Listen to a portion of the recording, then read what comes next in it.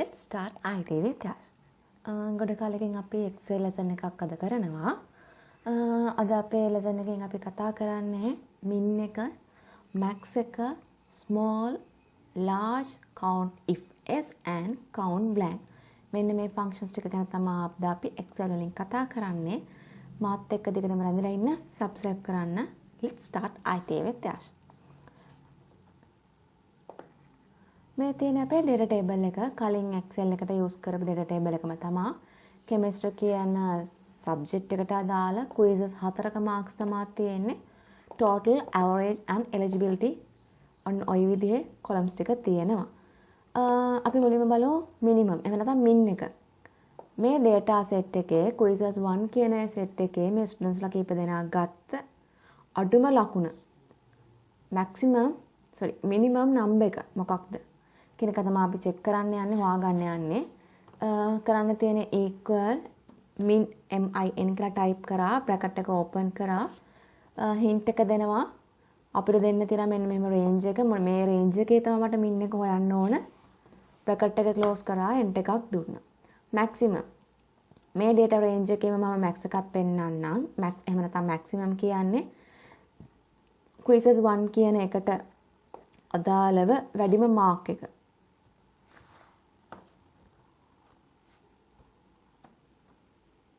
max කියලා type කරා bracket එක open කරා data range එක දුන්නා close කරා මේ විදිහට අපිට max එකයි min එක හොයාගන්න පුළුවන් අපිට manually check කරගන්න පුළුවන් minimum mark එක 45යි maximum mark එක 74යි කියලා ඔය විදිහට large මොකක්ද මේ large කියන්නේ අපි දන්නවා දැන් large max එකකින් කියන්නේ මොකක්ද මේ data set එකේ මේ quiz 1 කියන එකට අදාළව highest mark එක තමයි හොයන්නේ මේ max කියන එකෙන්. හරි. එහෙමනම් large කියන එකනොත් අපිට මේ වැඩිම mark එක හොයාගන්න පුළුවන්. හැබැයි ඒකට විතරක් නෙමෙයි large කියන function එක use කරන්න පුළුවන්.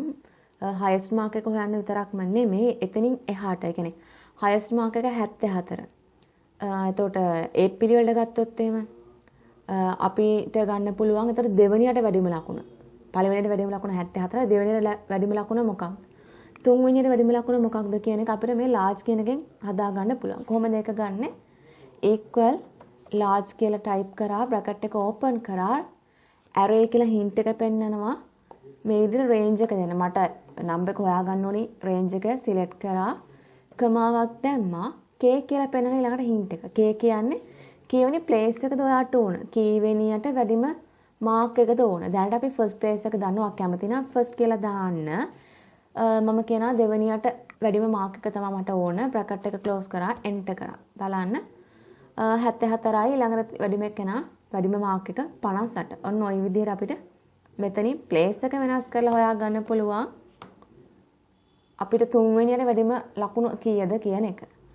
ඕකේ අනිත් පැත්ත තමයි small කියන්නේ small min එකෙන් අපි හොයාගත්ත අඩුම ලකුණ එහෙමනම් ඊට කලින් තියෙන අඩුම ලකුණ අවරෝහණ පිළිවෙලට ගත්තොත් එහෙම උඩින්ම එන්නේ 45 දෙවෙනියට අඩුම ලකුණ මොකක්ද? ඔන්න ඔය විදිහට තමයි අපිට මෙතන small එක ගන්න පුළුවන් අපේ කැමැත්ත මත කරන්න තියෙන්නේ equal දැම්මා small කලින් විදිහටම range එක select කරා කමාවක් දෙන්න k කියන එකෙන් එන්නේ මොන place එකට අදාළද? කීවෙනියට අදාළ number එකද කියලා හොයන්නේ.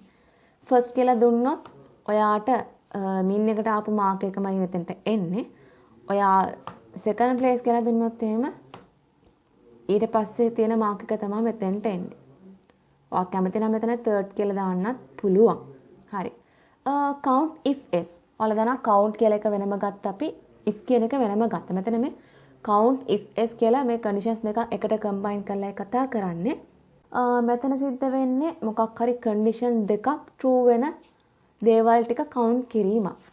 කරන්න ඕනේ මෙන්න මේ විදිහට equal count if s bracket එක open කරා පළවෙනි set එක මම බලන්න ඕනේ. ඒ කියන්නේ පළවෙනි condition එක මම check කරන්න යන්නේ. මගේ first condition එක වෙන්නේ quiz 3 කියන එක fail වෙච්ච කට්ටිය check කරන එක. හරි. range එක select කරා කමාවක් දුන්නා double quotation ඇතුලේ ඔයා දෙන්න ඕනේ ඔයා මොකක්ද check කරන්න යන්නේ. මම කියන fail වෙච්ච කට්ටිය. ඒ කියන්නේ f කියන අකුර තියෙන කට්ටිය check කරන්න ඕන මෙතනින්. ඊට පස්සේ මෙතනින් quiz 3 කියන එකේ ෆේල් වෙච්ච කට්ටිය වෙන්නත් ඕන. ඒක ප්ලස් eligibility එක yes වෙන්නත් ඕන. එහෙමනම් මෙතනින් මට ආයි සිද්ධ වෙනවා මෙන්න මේ රේන්ජ් එක සිලෙක්ට් කරලා කමා දෙන්න. ඩබල් කොටේෂන් එක ඇතුලේ මම දෙවෙනි කන්ඩිෂන් එකේ චෙක් කරන්නේ මොකක්ද කියලා පෙන්වන්න ඕනේ. මේ විදිහට තමයි COUNTIFS එක යූස් කරන්නේ. මගේ කන්ඩිෂන්ස් දෙකක් true වෙන කට්ටියගේ count එකක් තමයි ඉල්ලන්නේ. COUNTIFS එකේදී. දෙකම true වෙන කට්ටිය එක්කෙනා ඉන්නේ. ඒක හින්දා එකක් කියලා පෙන්නනවා මෙතන. මේ COUNTIFS කියන එක මේ විදිහටම නෙමෙයි තව purpose වල යූස් කරන්න පුළුවන්.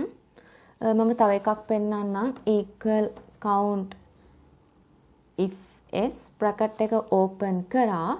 මම කියන මේ quiz 4 කියන එකේ 50ට වඩා වැඩි මාක්ස් ගත්ත කට්ටිය. එහෙම නැත්නම් 60ට වැඩි කිව්වොත් මම 60ට වැඩි මාක්ස් ගත්ත කට්ටියගේ count එකක් ඕනේ කියලා කිව්වොත් අපිට ගන්න පුළුවන් මෙන්න මේ විදිහට. range එක දුන්නා, කමාවක් දුන්නා. මට කරන්න තියෙන double quotation එක ඇතුලේ greater than 60 කියලා දීලා double quotation වහලා bracket වහලා int එකක් දෙන්න. මේ විදිහට. ඊළඟට තියෙනවා count blank. ඒ කියන්නේ අපේ මොකක් හරි අපි select කරන data range එකේ මොකක් හරි cell එකක් blank තියෙනවා නම් ඒ කට්ටිය එන්නේ ඒ cells ටික count එකක් ගන්නයි ඕන. කරන්න තියෙන equal count blank කියලා දුන්නා. bracket එක open කරා. quiz 2 කියන range එකයි මම select කරගන්නේ. මෙන්න මේ quiz 2 කියන එකේ blank තියෙනවද blank තියෙනවා නම් ඒවැ count එකක් තමයි ගන්නෙ. bracket එක close කරා int එකක් දුන්නා. ඔය විදිහට අපිට මෙන්න මේ functions ටික use කරන්න පුළුවන්. අද අපේ lesson එක අතනින් ඉවරයි. ඊළඟ lesson එකෙන් ආයි Excel එකකින් advanced Excel චුට්ටක් කතා කරමු. එතකන් හැමෝටම සුබ දවසක්.